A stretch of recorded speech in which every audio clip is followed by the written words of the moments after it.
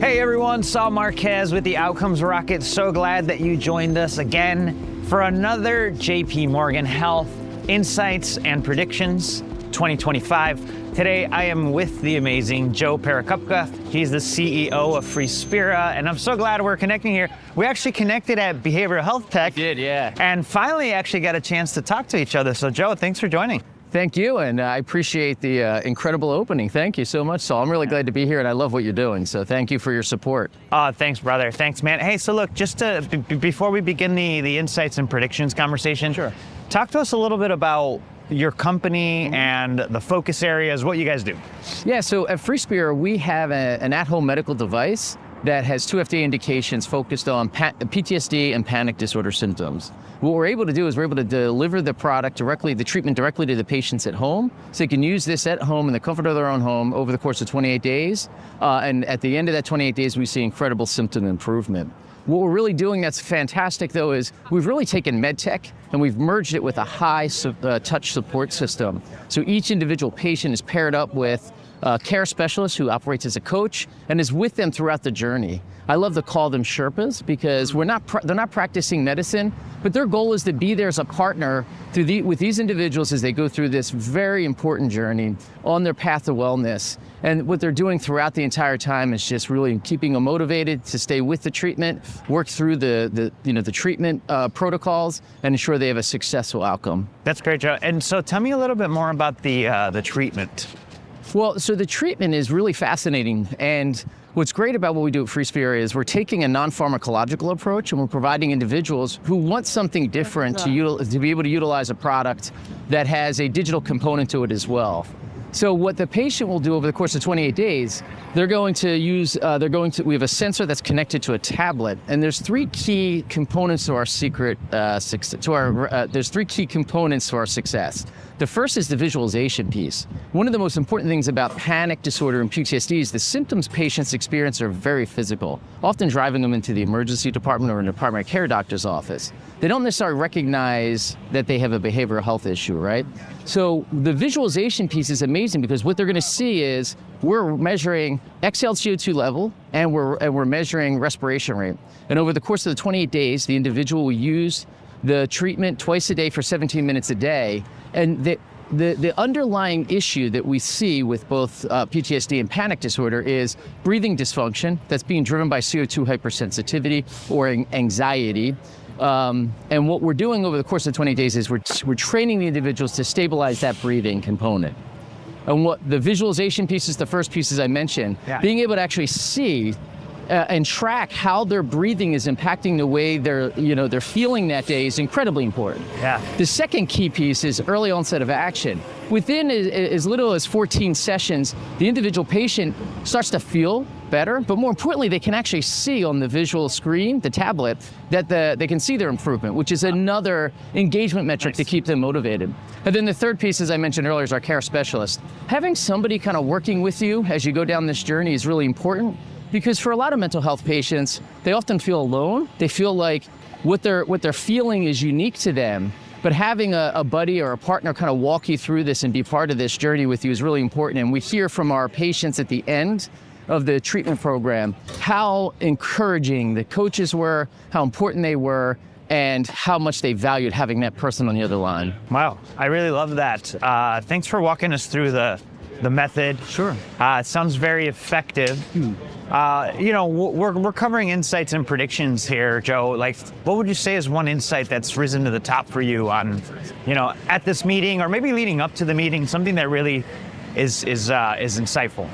Well, I think for us, and I'm going to be very specific to the behavioral health, mental health space, I think what's really encouraging is in 2025, CMS approved a whole new group of codes, part of the physician fee schedule. I heard about this. Yeah, so it's really important because for the first time, we've seen CMS actually, put a flag in the ground and say, we need to look at digital mental health treatments differently. We need to begin to make them available. So through this new reimbursement schedule, clinicians are going to will be reimbursed for including digital mental health treatments in the beginning. So right as a patient's being diagnosed, is part of building out a more robust treatment plan for the individual patient. And I think that's a huge start, because one of the things that we're really seeing is I think patients are really at a point where they're saying, I want to have different options. Yeah. And they want to actively find a treatment pathway that meets their needs at that given point in time. And that's where I think digital health treatments can really make a big difference. Wow.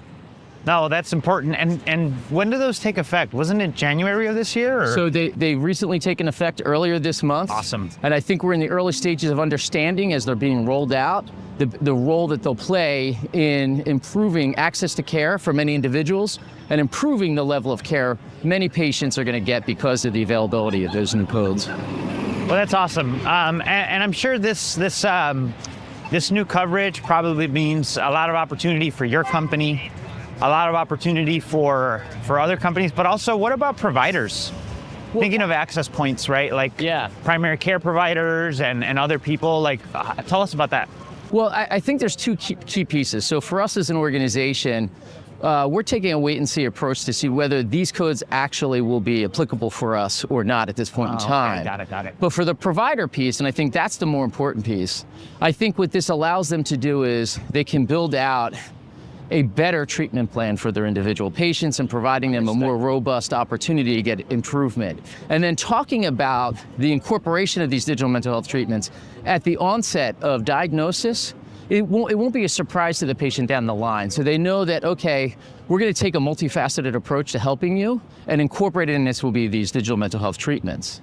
So from the provider piece, I think it's going to be a huge opportunity for them to offer something different that they have not had access to because of reimbursement issues, and it'll provide a better patient experience for them and connect them to their patients in a different way.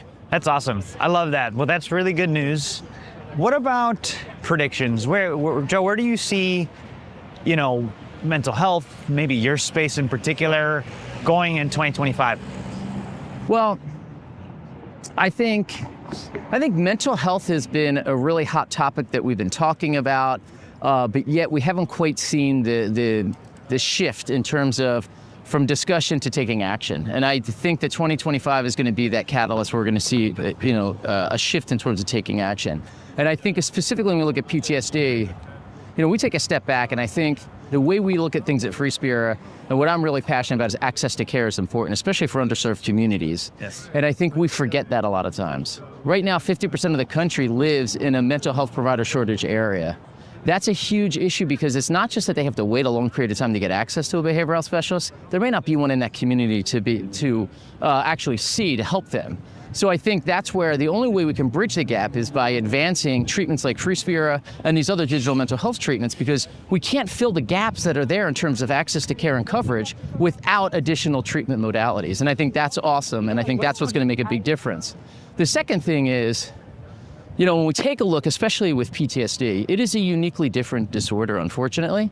And I think we take a step back. The other thing we want to remind people is that PTSD is no longer just a combat-related issue that military and veterans have experienced. If we take a look at what's going on in Los Angeles right now, oh man, I mean, yeah, it's terrible. It's it's terrible. And the issue isn't just, the real issues start to begin post the fire, right? Right now, sure. Los Angeles is focused on saving the city, right? In terms of buildings and land and all of that.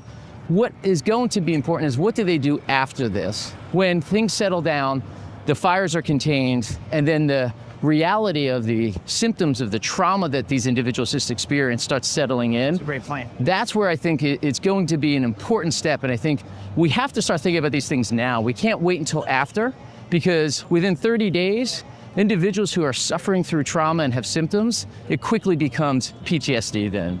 So what do we do now in the early stages? We have to become more proactive, and we have to provide people alternatives, give them choices.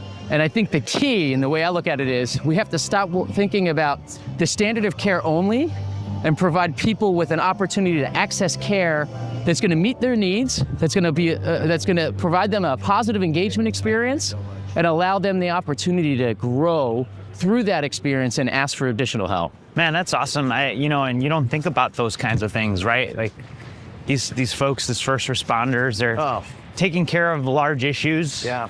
And they happen all the time. Yeah. And then the issue's done, but then you don't think about the aftermath of the first responders. Well, and that's such an important part. And it's interesting, especially first responders. It's something that was actually brought to my attention over the last couple of years. It's only been up until 2008. It started in 2018. I think it was Governor Jay Inslee of Washington State was the first governor to sign this into law, that first responders would have the same access to PTSD benefits as veterans. I love that. Because Cool. what I actually found fascinating is if you're a firefighter in many of these states, in these cities, you don't actually have workers' compensation associated with PTSD. And I think where I struggle is when I look at what a firefighter has to do, 90% of the time when they leave that station, they go out on a call, they're encountering a traumatic event, right? And I just find it interesting, and I think it's really important. I think we just saw Oregon sign something into legislation just this week for something similar around PTSD benefits for healthcare workers and first-line responders. I just encourage all the states to start doing the same thing. Love that. Love that. For everybody watching and listening, what a great... I mean, first of all, thanks for the positive forward look. Yeah. You know, with what's happening with reimbursement, in addition to your thoughts on people are going to start taking action. I'm very excited for what that means for our country. Yeah, same here. And then secondly, thanks for the call to action for any states, that could follow with such a smart change in regulation and benefits for first responders. It's incredibly important, and I think we often forget the first responders.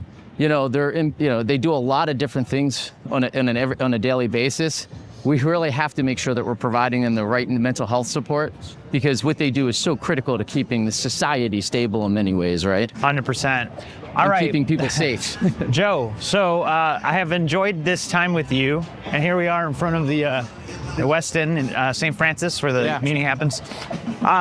So last part of our discussion, okay. I really want to cover why do you come here? The JP Morgan conference, and how do you make most use of your time, and how do you make sure that this meeting works the best for you and your organization? Yeah, that's a great question. And I'll tell you, I think when I first started coming here, you make the rookie mistake and you just stack your days with as many appointments as possible. The issue now is the meeting's a little bit more spread out. When I first started coming here, it was very coordinated in a couple of different buildings, so you could go floor to floor to floor. But when you're going from building to building throughout the city, it becomes a little more difficult to navigate. So for me, what I'm looking at is just maintaining relationships with key investors and strategic partners, having good dialogues, and just really being targeted in who I'm going to go out to try and schedule a meeting with to maintain that. And the most important part is just managing your time, efficiently, because the last thing you want to do is if you schedule 15 meetings every day and you're late for 10 of them, then you're not really getting anything accomplished, right? So leave plenty of time in between your meetings. Yeah, and also find other ways. I mean, where I find is just meeting people at these networking events. I have actually found throughout the years that has been a much better way for me to find individuals that I think are really intrigued with what we're doing.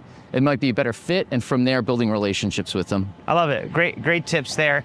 So for everybody watching and listening, take those home with you. If you were here, some tips to help make your experience better at JP Morgan Health, but also ways for you to think about how we're addressing PTSD, mental health with the amazing Joe. So Joe, where can people reach out to you and the team if they want to learn more? Go to our website, freespira.com. Or you can send me an email at joe@freespira.com. We're willing to help anybody. We want to help everybody that needs help, and anybody that we can have a positive impact on. We're open and willing to do that. Outstanding. Well, everyone, thank you for joining us on this Insights and Predictions episode at JP Morgan Health. And Joe, thanks for walking around San Francisco with me. Thank you, Saul, for taking me on the next. I feel healthier too. Thank you. It was a lot of fun, brother. Thanks for doing it. Thank you so much. Yeah. All